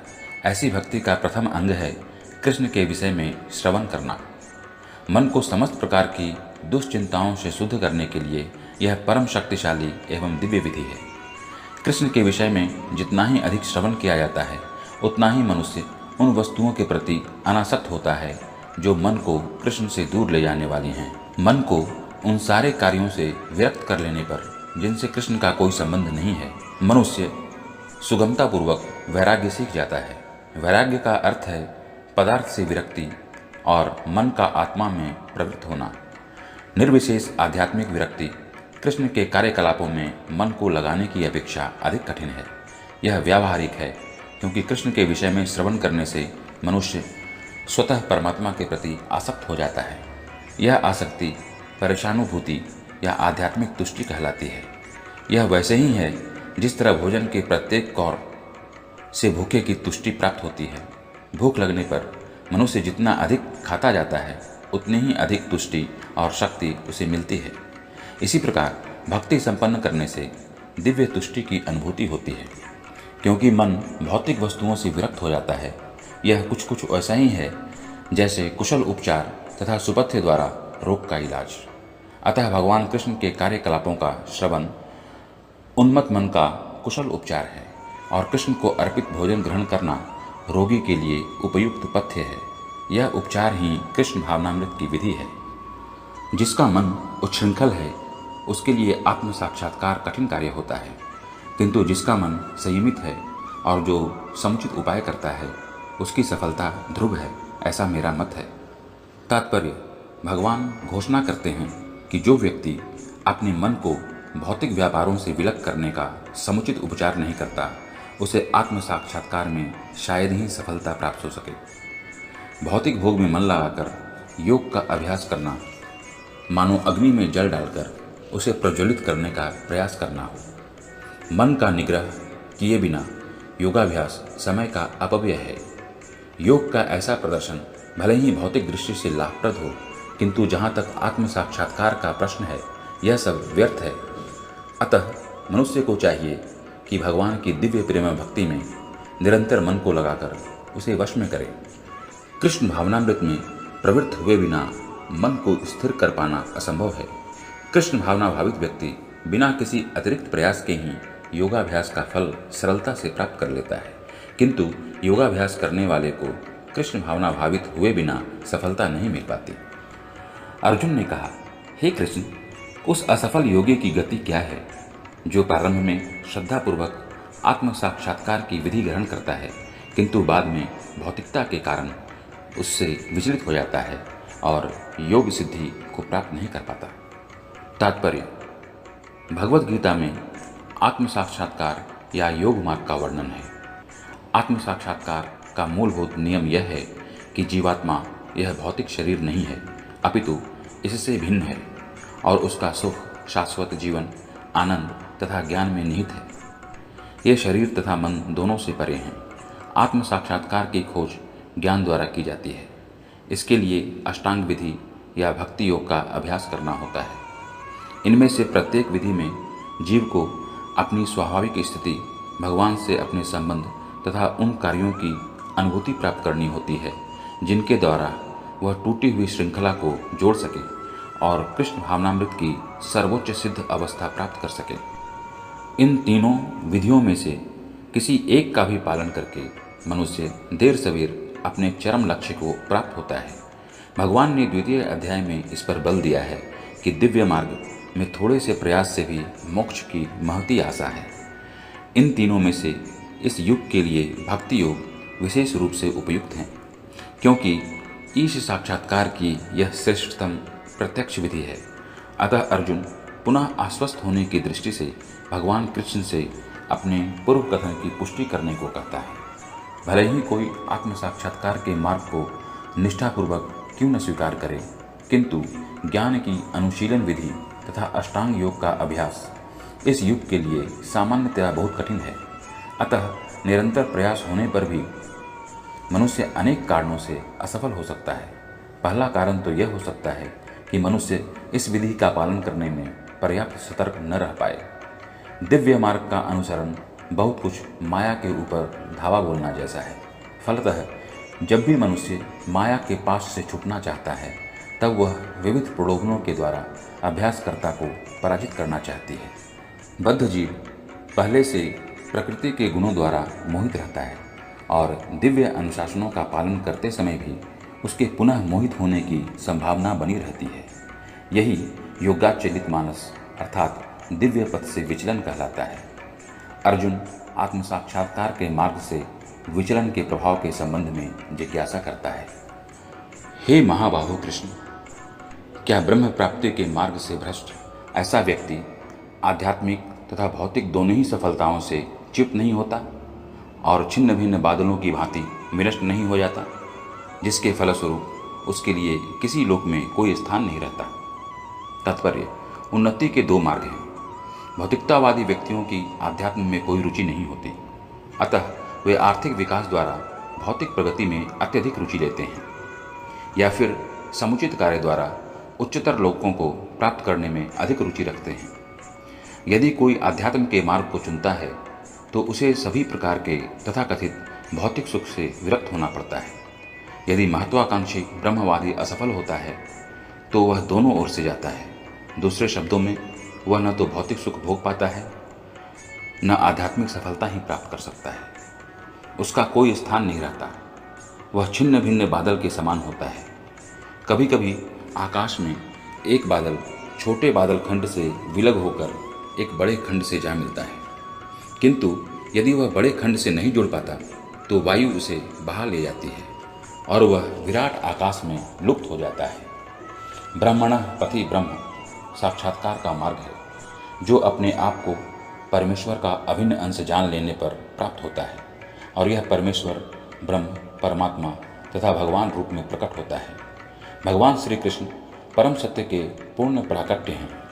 अतः जो इस महापुरुष के शरण में जाता है वही सफल योगी है। ब्रह्म तथा परमात्मा साक्षात्कार के माध्यम से जीवन के इस लक्ष्य तक पहुँचने में अनेकानेक जन्म लग जाते हैं। अतः दिव्य साक्षात्कार का सर्वश्रेष्ठ मार्ग भक्ति योग या कृष्ण भावनामृत की प्रत्यक्ष विधि है। हे कृष्ण, यही मेरा संदेह है और मैं आपसे इसे पूर्णतया दूर करने की प्रार्थना कर रहा हूँ। आपके अतिरिक्त अन्य कोई ऐसा नहीं है जो इस संदेह को नष्ट कर सके। तात्पर्य, कृष्ण भूत, वर्तमान तथा भविष्य के जानने वाले हैं। भगवत गीता के प्रारंभ में भगवान ने कहा है कि सारे जीव व्यष्टि रूप में भूतकाल में विद्यमान थे, इस समय विद्यमान हैं और भवबंधन से मुक्त होने पर भविष्य में भी व्यष्टि रूप में बने रहेंगे। इस प्रकार उन्होंने व्यष्टि जीव के भविष्य विषयक प्रश्न का स्पष्टीकरण कर दिया है। अब अर्जुन असफल योगियों के भविष्य के विषय में जानना चाहता है। कोई न तो कृष्ण के समान है, न ही उनसे बड़ा। तथाकथित बड़े बड़े ऋषि तथा दार्शनिक जो प्रकृति की कृपा पर निर्भर हैं, निश्चय ही उनकी सामना नहीं कर सकते। अतः समस्त संदेहों को पूरा उत्तर पाने के लिए कृष्ण का निर्णय अंतिम तथा पूर्ण है, क्योंकि वे भूत, वर्तमान तथा भविष्य के ज्ञाता हैं, किंतु उन्हें कोई भी नहीं जानता। कृष्ण तथा कृष्ण भावना भावित व्यक्ति ही जान सकते हैं कि कौन क्या है। भगवान ने कहा, हे पृथापुत्र, कल्याण कार्यों में निरत योगी का न तो इस लोक में और न परलोक में ही विनाश होता है। हे मित्र, भलाई करने वाला कभी बुराई से पराजित नहीं होता। तात्पर्य, श्रीमद्भागवत में श्री नारद मुनि व्यासदेव को इस प्रकार उपदेश देते हैं। यदि कोई समस्त भौतिक आशाओं को त्याग कर भगवान की शरण में जाता है तो इसमें न तो कोई क्षति होती है और न पतन। दूसरी ओर अभक्त जन अपने अपने व्यवसायों में लगे रह सकते हैं, फिर भी वे कुछ प्राप्त नहीं कर पाते।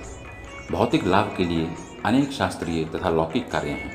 जीवन में आध्यात्मिक उन्नति अर्थात कृष्ण भावनामृत के लिए योगी को समस्त भौतिक कार्यकलापों का परित्याग करना होता है। कोई यह तर्क कर सकता है कि यदि कृष्ण भावनामृत पूर्ण हो जाए तो इससे सर्वोच्च सिद्धि प्राप्त हो सकती है, किंतु यदि यह सिद्धि प्राप्त न हो पाई तो भौतिक एवं आध्यात्मिक दोनों दृष्टियों से मनुष्य को क्षति पहुंचती है। शास्त्रों का आदेश है कि यदि कोई स्वधर्म का आचरण नहीं करता तो उसे पाप फल भोगना पड़ता है। अतः जो दिव्य कार्यों को ठीक से नहीं कर पाता उसे फल भोगना होता है। भागवत पुराण आश्वस्त करता है कि असफल योगी को चिंता करने की आवश्यकता नहीं है। भले ही उसे ठीक से स्वधर्माचरण न करने का फल भोगना पड़े तो भी वह घाटे में नहीं रहता, क्योंकि शुभ कृष्ण भावनामृत कभी विस्मृत नहीं होता। जो इस प्रकार से लगा रहता है वह अगले जन्म में निम्न योनि में भी जन्म लेकर पहले की भांति भक्ति करता है। दूसरी ओर जो केवल नियत कार्यों को दृढ़तापूर्वक करता है, किंतु यदि उसमें कृष्ण भावनामृत का अभाव है तो आवश्यक नहीं कि उसे शुभ फल प्राप्त हो। इस श्लोक का तात्पर्य इस प्रकार है, मानवता के दो विभाग किए जा सकते हैं, नियमित तथा अनियमित। जो लोग अपने अगले जन्म तथा मुक्ति के ज्ञान के बिना पाश्विक इंद्रिय तृप्ति में लगे रहते हैं वे अनियमित विभाग में आते हैं। जो लोग शास्त्रों में वर्णित कर्तव्य के सिद्धांतों का पालन करते हैं वो नियमित विभाग में वर्गीकृत होते हैं। अनियमित विभाग के संस्कृत तथा असंस्कृत, शिक्षित तथा अशिक्षित, बलि तथा निर्मल लोग पाश्विक वृत्तियों से पूर्ण होते हैं। उनके कार्य कभी भी कल्याणकारी नहीं होते, क्योंकि वे पशुओं की भांति आहार, निद्रा, भय तथा मैथुन का भोग करते हुए इस संसार में निरंतर रहते हैं, जो सदा ही दुखमय है। किंतु जो लोग शास्त्रीय आदेशों के अनुसार संयमित रहते हैं और इस प्रकार क्रमशः कृष्ण भावनामृत को प्राप्त होते हैं वे निश्चित रूप से जीवन में उन्नति करते हैं। कल्याण के मार्ग के अनुयायियों को 3 वर्गों में विभाजित किया जा सकता है। पहला, भौतिक संपन्नता का उपभोग करने वाले शास्त्रीय विधि विधानों के अनुयायी। दूसरा, इस संसार से मुक्ति पाने के लिए प्रयत्नशील लोग। तथा तीसरा, कृष्ण भावनामृत के भक्त। प्रथम वर्ग के अनुयायियों को पुनः 2 श्रेणियों में विभाजित किया जा सकता है, सकाम कर्मी तथा इंद्रिय तृप्ति की इच्छा न करने वाले। सकाम कर्मी जीवन के उच्चतर स्तर तक उठ सकते हैं, यहाँ तक कि स्वर्ग लोक को जा सकते हैं, तो भी इस संसार से मुक्त न होने के कारण वे सही ढंग से शुभ मार्ग का अनुगमन नहीं करते। शुभ कर्म तो वे ही हैं जिनसे मुक्ति प्राप्त हो। कोई भी ऐसा कार्य जो परम आत्म साक्षात्कार या देहात्म बुद्धि से मुक्ति की ओर उन्मुख नहीं होता वह रंच मात्र भी कल्याणप्रद नहीं होता। कृष्ण भावनामृत संबंधी कार्य ही एकमात्र शुभ कार्य है, और जो भी कृष्ण भावनामृत के मार्ग पर प्रगति करने के उद्देश्य से स्वेच्छा से समस्त शारीरिक असुविधाओं को स्वीकार करता है वही घोर तपस्या के द्वारा पूर्ण योगी कहलाता है।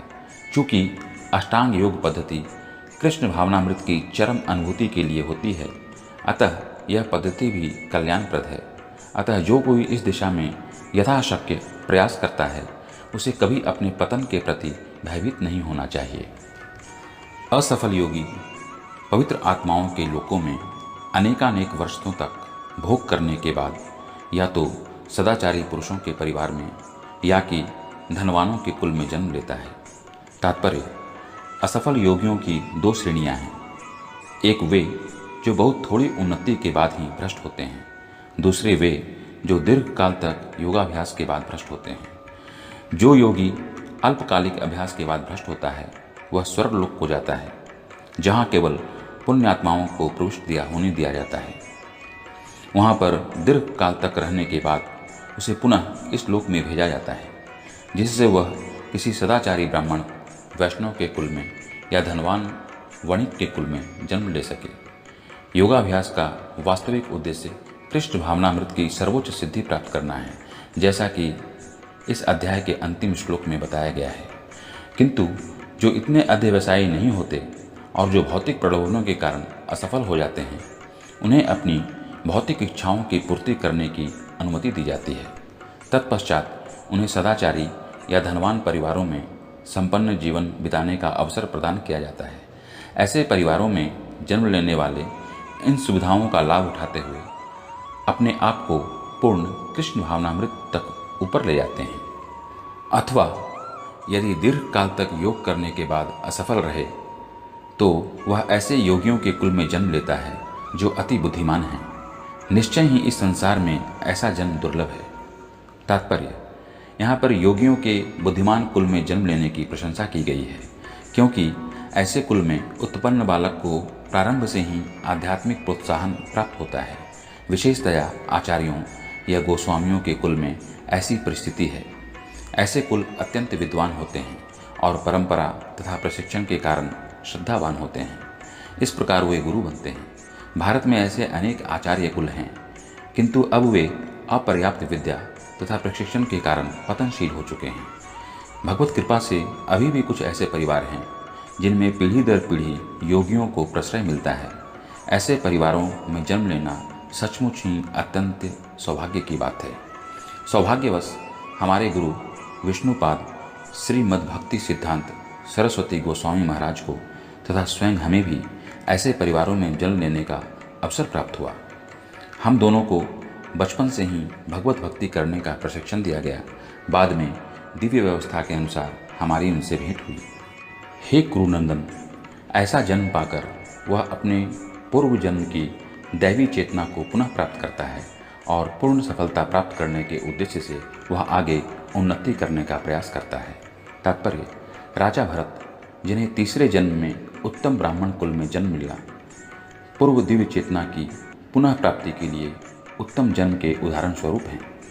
भरत विश्व भर के सम्राट थे और तभी से यह लोक देवताओं के बीच भारतवर्ष के नाम से विख्यात है। पहले यह इलावृत वर्ष के नाम से ज्ञात था।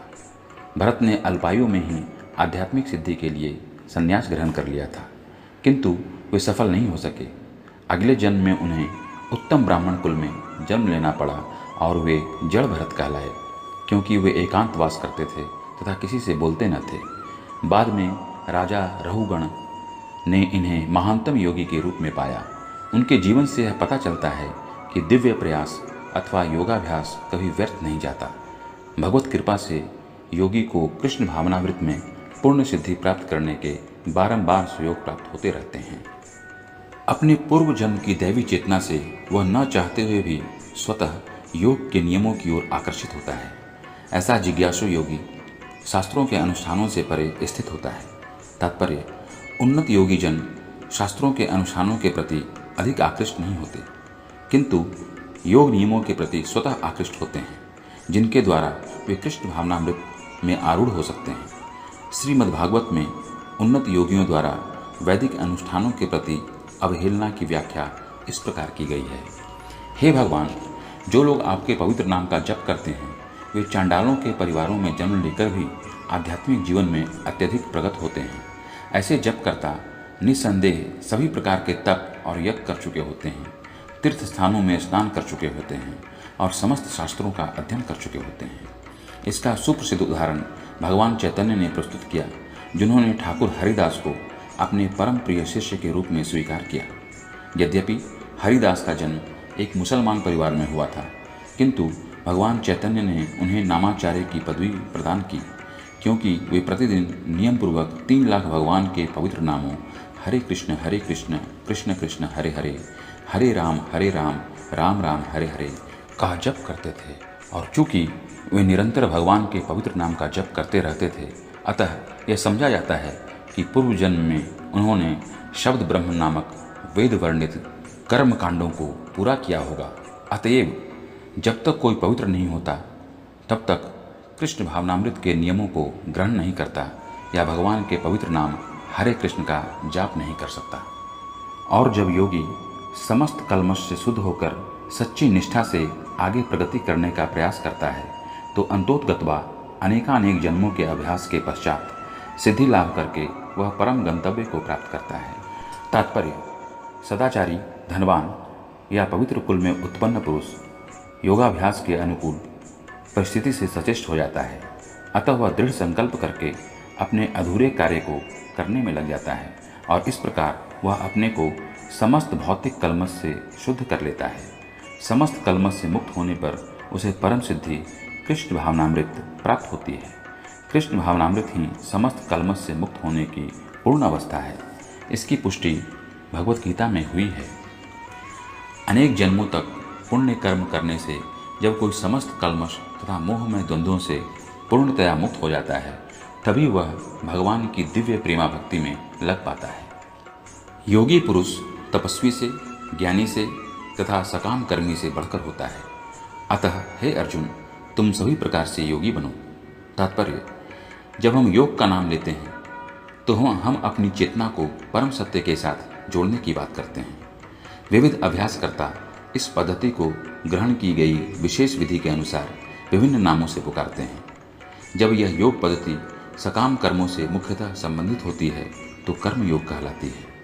जब यह चिंतन से संबंधित होती है तो ज्ञान योग कहलाती है और जब यह भगवान की भक्ति से संबंधित होती है तो भक्ति योग कहलाती है। भक्ति योग या कृष्ण भावनामृत समस्त योगों की परम सिद्धि है। जैसा कि अगले श्लोक में बताया जाएगा, भगवान ने यहाँ पर योग की श्रेष्ठता की पुष्टि की है, किंतु उन्होंने इसका उल्लेख नहीं किया कि यह भक्ति योग से श्रेष्ठ है। भक्ति योग पूर्ण आत्मज्ञान है, अतः इससे बढ़कर कुछ भी नहीं है। आत्मज्ञान के बिना तपस्या अपूर्ण है। परमेश्वर के प्रति समर्पित हुए बिना ज्ञान योग भी अपूर्ण है। सकाम कर्म भी कृष्ण भावनामृत के बिना समय का अपव्यय है।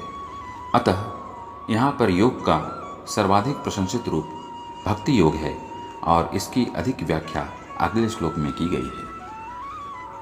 और समस्त योगियों में से जो योगी अत्यंत श्रद्धापूर्वक मेरा परायण है, अपने अंतःकरण में मेरे विषय में सोचता है और मेरी दिव्य प्रेमा भक्ति करता है, वह योग में मुझसे परम अंतरंग रूप में युक्त रहता है और सबों में सर्वोच्च है। यही मेरा मत है। तात्पर्य: यहाँ पर भजते शब्द महत्वपूर्ण है। भजते भज धातु से बना है, जिसका अर्थ है सेवा करना। अंग्रेजी शब्द वर्शिप पूजन से यह भाव व्यक्त नहीं होता, क्योंकि इससे पूजा करना, सम्मान दिखाना तथा योग्य का सम्मान करना सूचित होता है, किंतु प्रेम तथा श्रद्धापूर्वक सेवा में श्री भगवान के निमित्त है।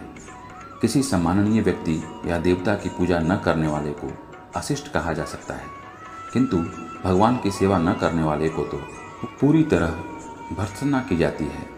प्रत्येक जीव भगवान का अंश स्वरूप है और इस तरह प्रत्येक जीव को अपने स्वभाव के अनुसार भगवान की सेवा करनी चाहिए।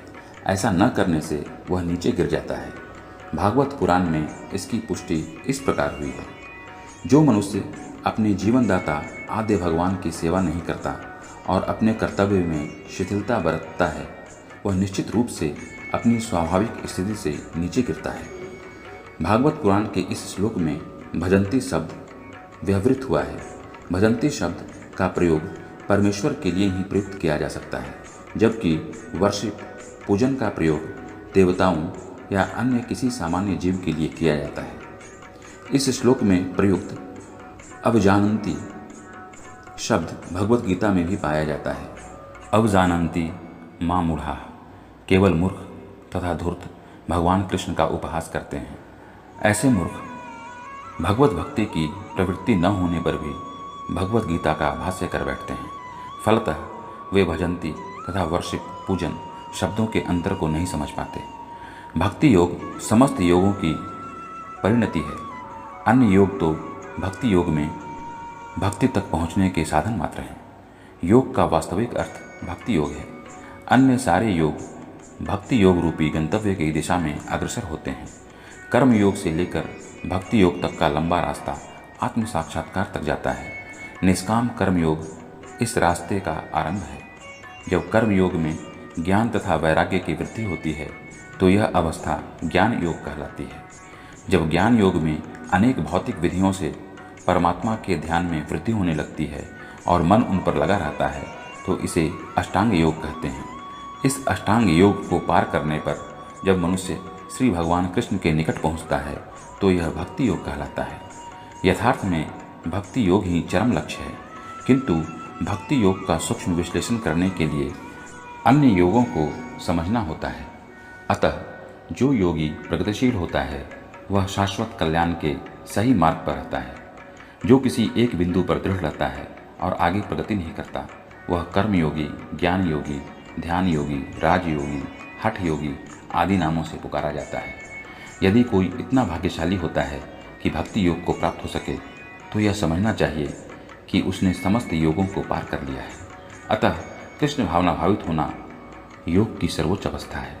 ठीक उसी तरह जैसे कि हम यह कहते हैं कि विश्व भर के पर्वतों में हिमालय सबसे ऊंचा है, जिसकी सर्वोच्च चोटी एवरेस्ट है। कोई भी विरला भाग्यशाली ही वैदिक विधान के अनुसार भक्ति योग के पथ को स्वीकार करके कृष्ण भावना भावित हो पाता है। आदर्श योगी श्याम सुंदर कृष्ण पर अपना ध्यान एकाग्र करता है, जो बादल के समान सुंदर रंग वाले, जिनका कमल सदृश मुख सूर्य के समान तेजवान है, जिनका वस्त्र रत्नों से प्रभावपूर्ण है और जिनका शरीर फूलों की माला से सुशोभित है। उनके अंगों को प्रदीप्त करने वाली उनकी ज्योति ब्रह्म ज्योति कहलाती है। वे राम, नृसिंह, वराह तथा श्री भगवान कृष्ण जैसे विभिन्न रूपों में अवतरित होते हैं।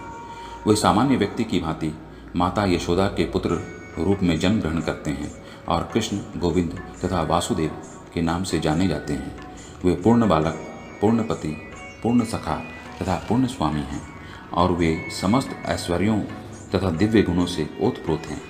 जो श्री भगवान के इन गुणों से पूर्णतया अभिज्ञ रहता है वही सर्वोच्च योगी कहलाता है। योग की यह सर्वोच्च दशा केवल भक्ति योग से ही प्राप्त की जा सकती है, जिसकी पुष्टि वैदिक साहित्य से होती है। जिन महात्माओं के हृदय में श्री भगवान तथा गुरु में परम श्रद्धा होती है, उनमें वैदिक ज्ञान का संपूर्ण तात्पर्य स्वतः प्रकाशित होता है। भक्ति का अर्थ है भगवान की सेवा।